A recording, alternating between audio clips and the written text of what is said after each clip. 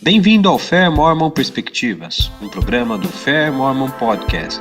A série Fair Mormon Perspectivas busca apresentar santos dos últimos dias, cuja experiência ou conhecimento sobre um tema específico pode nos ajudar a considerar diferentes perspectivas no Evangelho, conduzindo a fé. Apresentação: Tiago Quirino. Edição e finalização: Weder Teixeira. Direção: Luiz Botelho. Este aqui é o Fair Mormon Perspectivas, onde nós costumamos encontrar membros da igreja valorosos que têm algo a oferecer com relação a conhecimento, que pode esclarecer-nos tópicos do Evangelho que por muito tempo estiveram aí desconhecidos, ou foram pouco comentados, ou pouco esclarecidos. Nosso objetivo é fortalecer a fé dos membros, ajudá-los a compreender a doutrina e, por que não, fortalecer o seu próprio testemunho.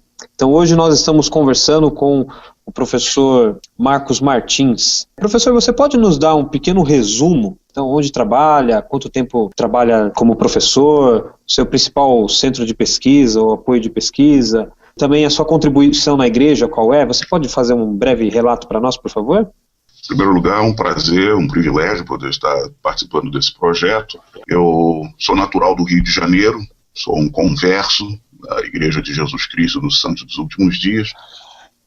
Fui batizado junto com meus pais em 1972. Desde então, tive a oportunidade de servir desde recepcionista na reunião sacramental, quando eu era jovem, secretário da antiga AMN, e depois, como adulto, tendo recebido o sacerdócio, fui missionário de tempo integral. Servi como bispo no Rio de Janeiro e depois aqui no Havaí também. Servi como presidente da Missão Brasil-São Paulo Norte, de 2011 a 2014, que foi a missão aonde eu servi, de 1978 a 1980, eu presidi aquela missão. Eu fui tradutor do Livro de Mórmon, a retradução que foi feita no início dos anos 80, fui um dos tradutores. Também oficiei em templos, em São Paulo, aqui no Havaí. E profissionalmente eu sou sociólogo, eu possuo doutorado em sociologia, especializado em sociologia da religião e relações raciais e étnicas. Possuo também um mestrado em comportamento organizacional e sou formado em administração de empresas. Profissionalmente, no Brasil, eu trabalhava como analista de sistemas. Trabalhei em algumas firmas e organizações, e aqui nos Estados Unidos eu estive no magistério desde 1994, onde eu fui instrutor part-time da BYU, em Provo. Posteriormente, em 1997 até 2000, eu fui professor no antigo Ricks College, que hoje é a BYU Idaho, e desde o ano 2000 estive afiliado com a BYU Havaí, onde eu fui professor, fui chefe do departamento de estudos da religião, fui membro de vários comitês de planejamento estratégico, planejamento acadêmico e outros comitês. Então isso é um minuto aí do meu resumê, por assim dizer. Essas foram as minhas credenciais acadêmicas e eclesiásticas. Muito bem, professor, muito bem. Não sei se você se incomoda em chamarmos de professor, prefere doutor, você, irmão Martins, como que eu devo chamá-lo no decorrer dessa entrevista? Eu sou conhecido como irmão Martins. Eu acho que é uma grande honra ser chamado de irmão por pessoas pelo mundo afora. Então, como irmão Martins. O próprio profeta Joseph Smith era conhecido como irmão Joseph. Então, eu acho que é um título muito apropriado. Então, irmão Martins tá bom. Então, irmão Martins, vamos dar continuidade à nossa entrevista de hoje. Há, no mundo afora, diversos comentários a respeito da Igreja de Jesus Cristo dos Santos dos Últimos Dias ser racista ou já ter sido racista. Na sua visão, hoje, a Igreja, ela é racista ou ela já foi racista? Qual que é a posição da Igreja hoje com relação às raças? Bom, em primeiro lugar, colocando sob o ponto de vista sociológico, eu sou um sociólogo, então eu uso dois chapéus, como dizem aqui nos Estados Unidos, né? O cientista social e o sumo sacerdote da igreja. Mas colocando sob o ponto de vista sociológico, organizacional, organizações não são racistas. E o racismo é uma manifestação individual. Pessoas podem ser racistas. E como as pessoas podem influenciar as normas de uma organização, então as normas às vezes tomam a forma dos padrões adotados pela maioria das pessoas naquela sociedade. Então, a Igreja de Jesus Cristo dos Santos Últimos Dias, se nós observarmos a sua doutrina, ela nunca foi racista. No entanto, por ser uma igreja que tem um programa missionário sempre bastante ativo, a igreja traz para as suas congregações pessoas com todo tipo de background, com todo tipo de experiências. E a conversão de uma pessoa, na realidade, entendemos que é um processo, não é um evento. Então, suponhamos que uma dupla de missionários ensine e venha a batizar uma pessoa que passou sua vida tendo sentimentos ou posições racistas. É de se esperar que essa pessoa eventualmente vai abandonar esses sentimentos, uma vez que começa a ter um entendimento maior do Evangelho de Jesus Cristo, mas não podemos esperar que isso aconteça da noite para o dia. Então, a resposta para a pergunta seria, não, a Igreja de Jesus Cristo dos Santos Últimos Dias não é racista, mas é possível que sempre venham a existir membros da Igreja que tenham sentimentos negativos com relação a esse ou aquele grupo racial, ou étnico, ou linguístico, isso ao redor do mundo. Esperamos que por essas pessoas compreenderem cada vez melhor a doutrina do Evangelho de Jesus Cristo, que é uma doutrina bastante inclusiva, é para todo mundo, para todas as pessoas, que eventualmente elas abandonem esses sentimentos racistas. Perfeito, professor. Deu para compreender muito bem. Até na minha época como missionário eu servi na sua terra natal, no Rio de Janeiro. Eu sofria com um pouco de piada, o pessoal carioca falando do paulista, e na hora de cantarmos os hinos lá, os S's, o X no meio do hino, faziam com que a gente tivesse aquele momento de descontração, mas dava para ver algumas pessoas um pouco incomodadas também com o sotaque. Então, pelo que conseguimos entender, a igreja ela não tem nenhum posicionamento contra raças em geral, porém, pode ser que no processo de conversão de um membro ou outro, exista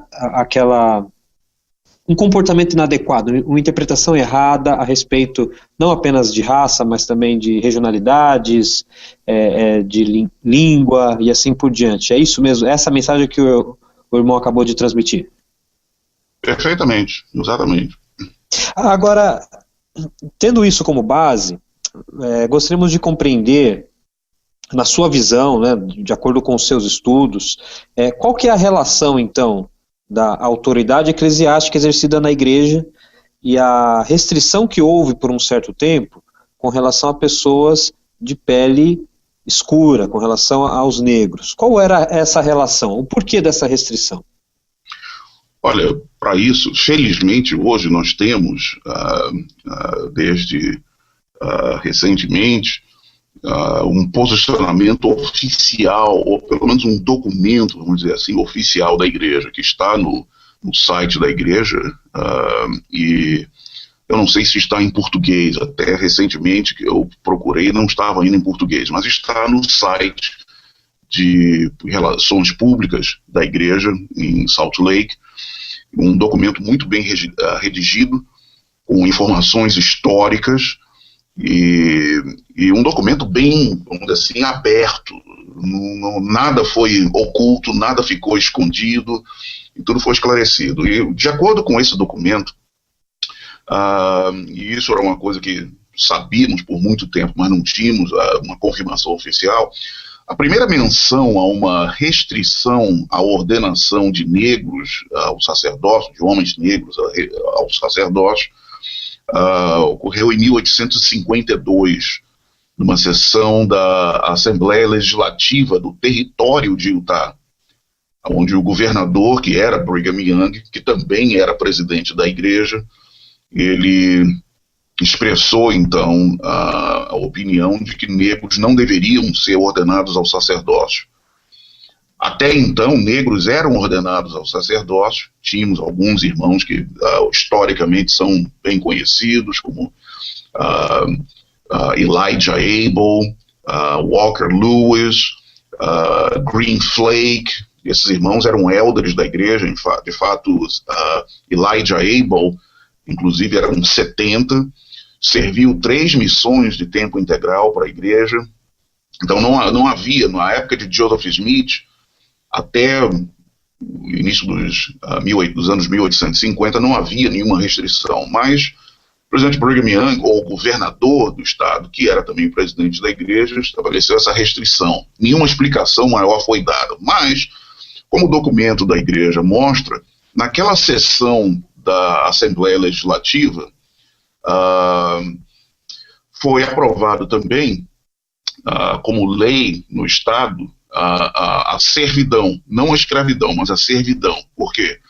Porque membros recém-conversos da igreja, vindos dos estados do sul dos Estados Unidos, estavam então migrando para Utah e traziam consigo seus escravos. E por isso, então, o documento nesse ponto não entra em detalhes, mas nós podemos entender que é possível que o presidente Brigham Young tenha tido em mente a precaução de evitar problemas entre escravos e os seus senhores. Se um escravo era um elder da igreja e o senhor também era outro elder da igreja e os dois pertencendo ao mesmo quórum, havia uma inconsistência ali. É possível, não sabemos se era isso. Nós temos que entrevistar Brigham Young, ele não está disponível para entrevistas no momento. As linhas telefônicas entre a terra e a terra espiritual, lá o mundo espiritual, não estão funcionando.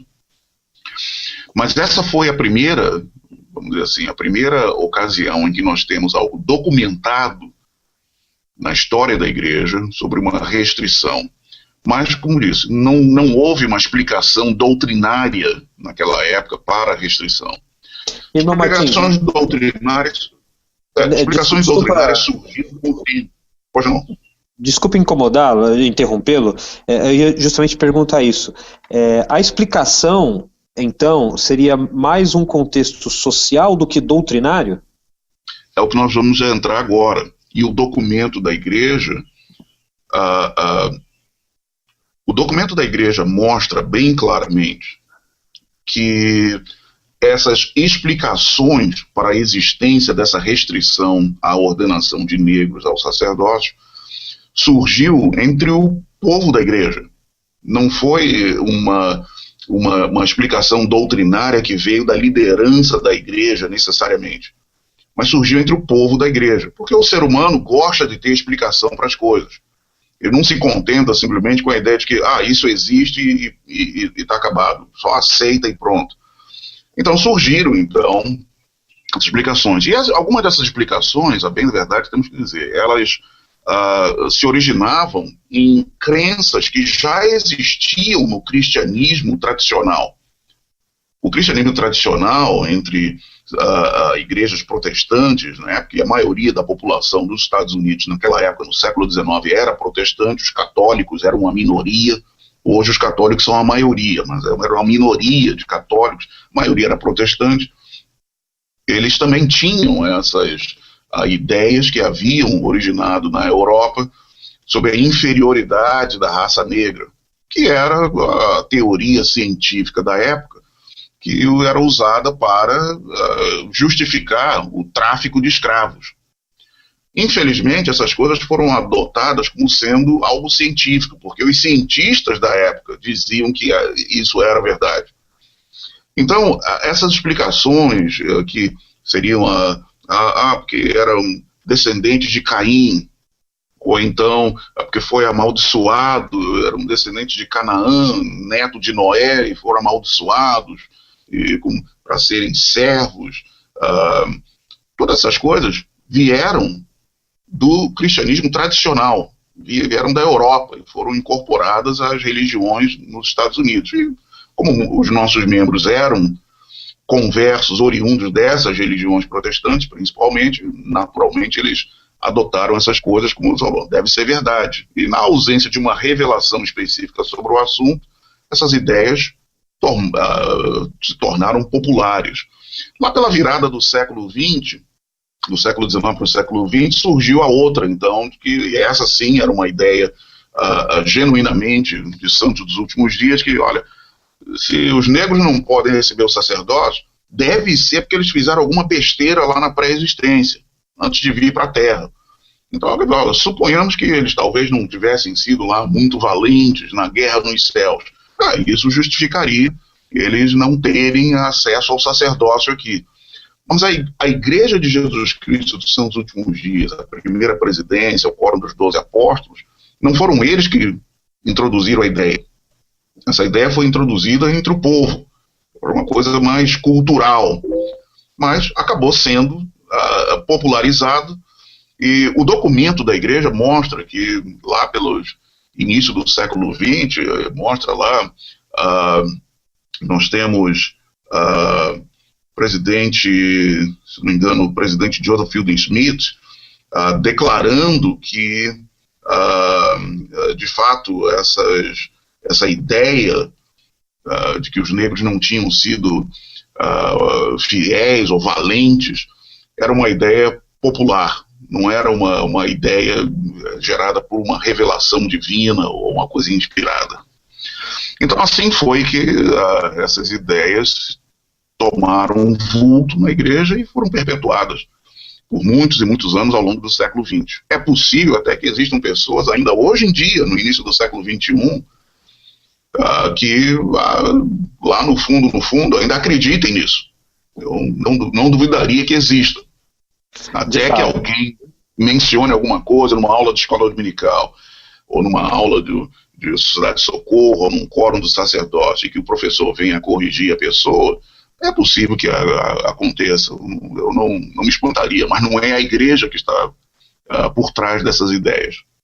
De fato, existe muita especulação hoje, ainda, sobre esse assunto, né? Agora, observando um pouquinho da história do mundo, o começo do século XX foi um começo conturbado, com a Primeira Guerra Mundial, daí até a metade do século ainda tínhamos os efeitos da guerra, mas a humanidade em si avançou muito. Porém, essa restrição que havia com relação ao sacerdócio perdurou até 1979, não foi isso? 1978. 1978, desculpe. Então, não, você já pôde mostrar sua juventude. De fato, eu não era nascido naquela época ainda. Por que demorou tanto? Na sua visão, por que a Igreja talvez não tomou uma postura anteriormente, visto o desenvolvimento humano daquela época? Por que teve que ser lá para o ano de 78? Por que isso não aconteceu em 38, ou talvez em 1908? Qual a sua opinião? Olha, uma excelente pergunta, mas nós não sabemos a resposta.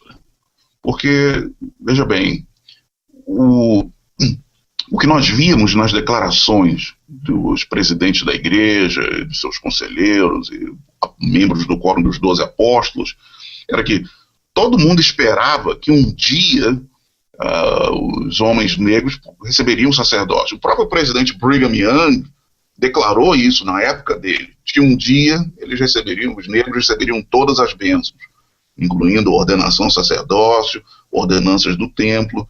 Então isso era uma coisa que já era esperada, mas só que todo mundo estava esperando que isso aconteceria por revelação. Agora, a revelação não é uma coisa que acontece quando nós queremos. Ela vem pela vontade de Deus. Então, a pergunta é, por que aconteceu só em 1978? Olha, isso só o bom Senhor sabe. Por que não foi em 68 ou 58? Só o bom Senhor sabe. E aí, seria bom nós colocarmos que surge uma outra interpretação humana muito popular, que as pessoas dizem, não, aconteceu em 1978 porque antes de 78 os negros não estavam prontos para receber o sacerdócio. Outros já dão a explicação oposta, não, eram os brancos que não estavam prontos para receber o sacerdócio. E essa é uma ideia que é popular até hoje. Eu, pessoalmente, discordo. Olha, eu não acho que não tenha nada a ver com preparação. Eu não posso generalizar, mas as pessoas que eu conheci, que eram membros da Igreja antes de 1978, estavam preparados para receber o sacerdócio. Eu acredito que existiam muitas outras pessoas pelo mundo afora que estavam. Aqueles irmãos e irmãs nossos que estavam em Gana e na Nigéria, que por não terem missionários lá, eles organizaram a igreja por eles próprios, eles estavam prontos. Nós não podemos dizer nada sobre quem estava pronto, quem não estava pronto. A questão é, olha, o Senhor escolheu aquela época específica. E, por hora, é a única coisa que nós sabemos. Olha, foi a época que o Senhor escolheu para dizer para os seus profetas vivos, olha, abre a porta e vamos confirmar todas aquelas revelações que estão em Doutrina e Convênios da maneira como elas estão escritas. Perfeito, irmão. Isso é muito interessante. Na verdade, eu nasci em 84, então eu não... E só me converti ao Evangelho em 94. Então eu era uma criança ainda, quando toda essa evolução já tinha passado. Agora, para você que viveu de 1972 até 78 dentro da igreja, como que era o dia a dia de um membro da igreja negro? Quais eram as expectativas? Quais eram as suas expectativas? E como foi receber essa notícia de que agora o sacerdócio poderia ser dado a todos? Ser um membro da igreja negro no Brasil não trazia em si grandes desafios, bem na verdade. Você deverá ter que perguntar a algumas outras pessoas no futuro qual era a experiência que eles tiveram. E temos alguns que ainda estão vivos aí, aquela geração toda já está passando para o outro lado do véu. E porque a expectativa, o que era esperado de nós, era aquilo que era esperado de qualquer membro da igreja. Guardar os mandamentos de Deus, e orar diariamente, estudar as escrituras, realizar reuniões familiares, jejuar, pagar o seu dízimo, viver a palavra da sabedoria, viver a lei da castidade, guardar o dia do Senhor. Não havia diferença. A única diferença era que os homens negros não podiam ser ordenados ao sacerdócio. Mas nós podíamos ter cargos na igreja, e meus pais e eu sempre tivemos cargos. Meu pai foi chamado como professor de doutrina do Evangelho 2 semanas depois de batizado.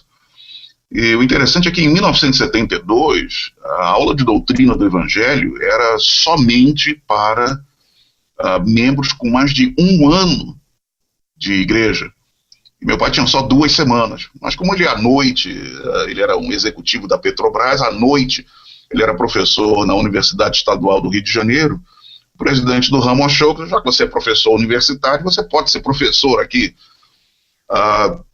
Depois de alguns meses, ele foi chamado para ser conselheiro na presidência da Escola Dominical da Estaca. Minha mãe foi chamada como conselheira na primária da Estaca. Eu fui chamado como secretário da organização dos rapazes. E depois fui regente de música na Escola Dominical. Sempre tivemos chamados. Só que eram chamados que não requeriam ordenação ao sacerdócio. A única diferença entre eu e os outros rapazes era que, olha, eu não podia ir participar da administração do sacramento. Era uma coisa dolorosa. Às vezes era meio chato, que eu via os meus colegas abençoando o sacramento ou distribuindo o sacramento, dependendo da minha idade, e eu não podia fazer aquilo. Mas era só. Tinha uma coisa que talvez alguns achassem até que fosse meio confortável. Eu e meu pai não precisávamos realizar visitas de mestre familiar também. Nós recebíamos visitas de mestre familiar, ocasionalmente, mas nós mesmos, por não termos o sacerdócio, não éramos incluídos no programa de ensino familiar. E assim era a vida. Então, na grande maioria dos aspectos da vida de um membro da Igreja de Jesus Cristo dos Santos Últimos Dias, nós éramos membros como todo mundo. A grande maioria dos aspectos daquilo que era requerido de um membro da igreja, nós vivíamos como todo mundo vivia. E isso ajudou bastante. Mas mudou alguma coisa na sua vida após receber o sacerdócio, após ter essa liberdade de poder ter o poder do Senhor, falar em nome dele, atuar nas ordenanças do sacerdócio? Sim, lógico, uma grande mudança, podemos dizer, radical. Em primeiro lugar, já não tinha tanta liberdade com relação a certas coisas. Por exemplo, eu estava para me casar quando a revelação foi recebida. Minha noiva já tinha terminado a missão dela e nós estávamos noivos, estávamos para nos casar, e aí o presidente da Estaca veio e me desafiou para sair em missão, para adiar o casamento por 2 anos e sair em missão. coisa que inicialmente eu não queria fazer, mas ele foi muito insistente, ele me marcou sob pressão lá por algumas semanas, e 3 semanas antes de nós nos casarmos, eu resolvi, então, servir uma missão de tempo integral. E por aí você vê como quão radical foi a mudança. E para nós, fora isso, foi lógico ter o privilégio, meu pai e eu, de sermos ordenados ao sacerdócio. Nós recebemos o sacerdócio arônico dia 18 de junho de 1978 e recebemos o sacerdócio de Melquisedeque na semana seguinte. Uma semana depois, dia 25 de junho de 1978, recebemos o sacerdócio de Melquisedeque e fomos ordenados élderes. E daí, então, pudemos servir na igreja de forma mais ampla.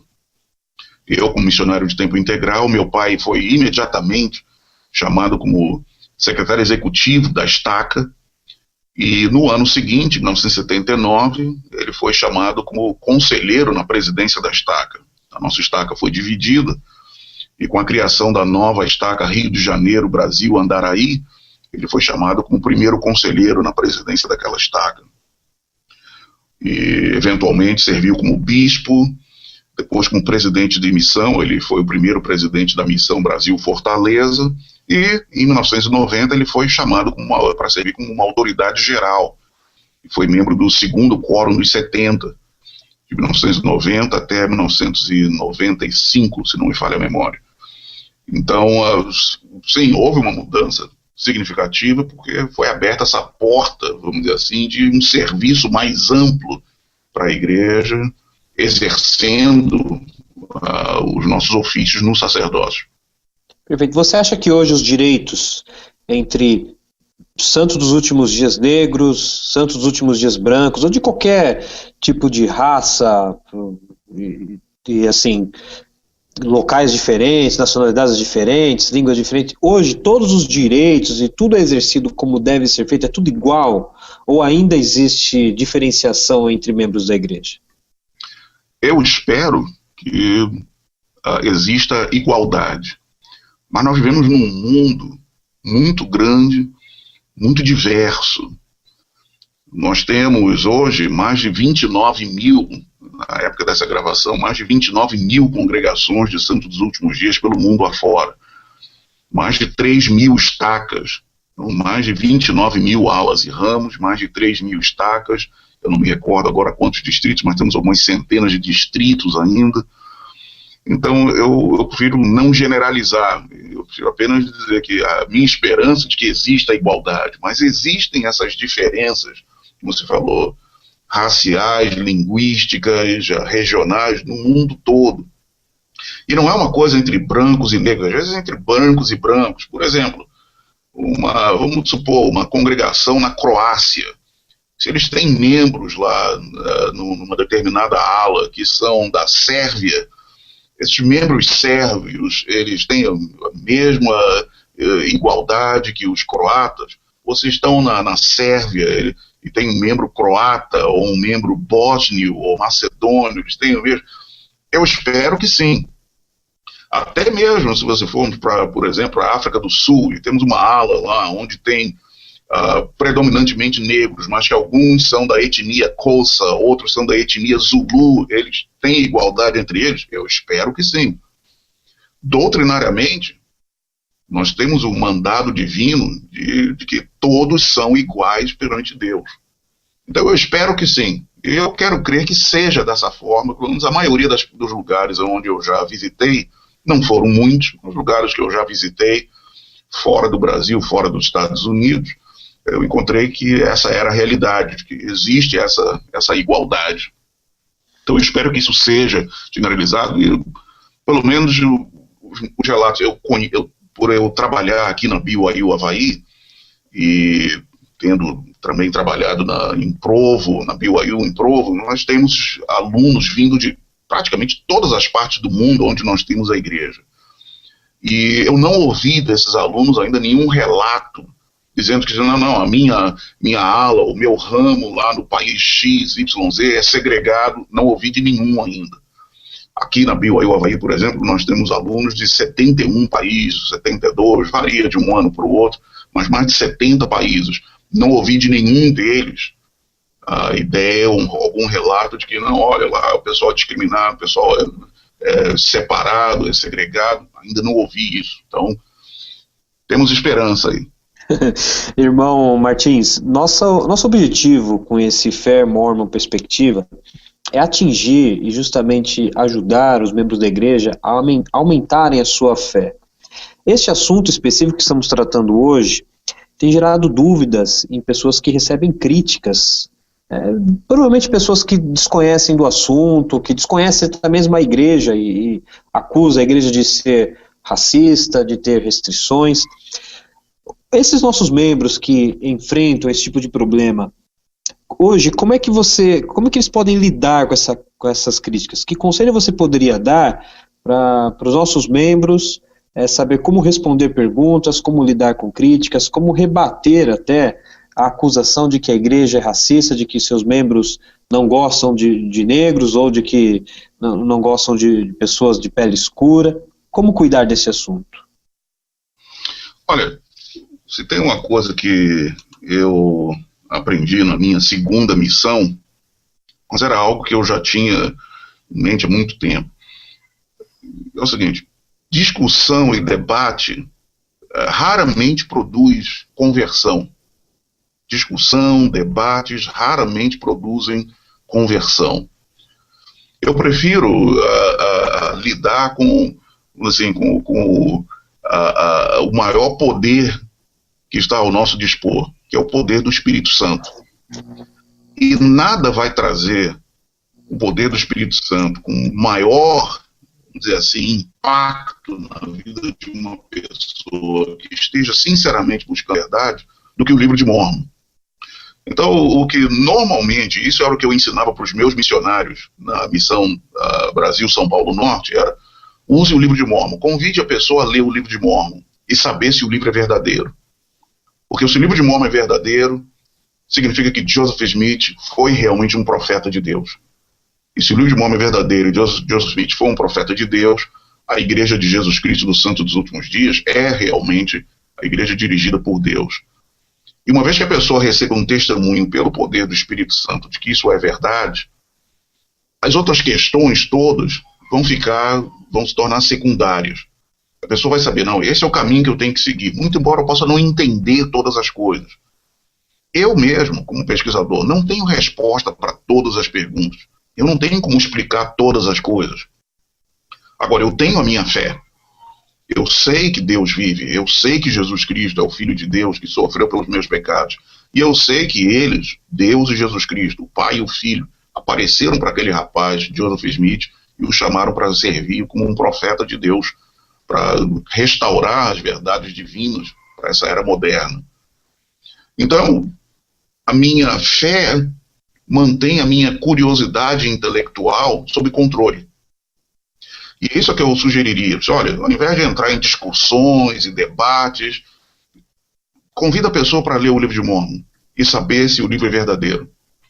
Uma vez que a pessoa tem um testemunho da veracidade do Evangelho de Jesus Cristo, da doutrina de Cristo, da doutrina da fé, do arrependimento, do batismo por imersão, do dom do Espírito Santo, com a autoridade apropriada vinda dos céus, a pessoa vai dizer, não, olha, eu não entendo todas as coisas, mas eu sei que Deus é meu Pai, que Ele me ama e que esse é o caminho que eu tenho que seguir. E essa é a sugestão que eu venho dando já há alguns anos. Não entre em debates e leve. Depois que a pessoa se tornar um membro da igreja, tiver o dom do Espírito Santo, aí a pessoa pode procurar informações históricas, vai ver que não temos todas as respostas, mas aquela fé que a pessoa já tem vai funcionar como o alicerce para a vida dela como um discípulo ou uma discípula de Jesus Cristo. Muito bem, irmão Martins. Nós estamos já chegando aqui para a conclusão dessa nossa entrevista. O assunto é muito bom, mas infelizmente o nosso tempo não pode se estender muito, né? Eu tenho só uma última pergunta.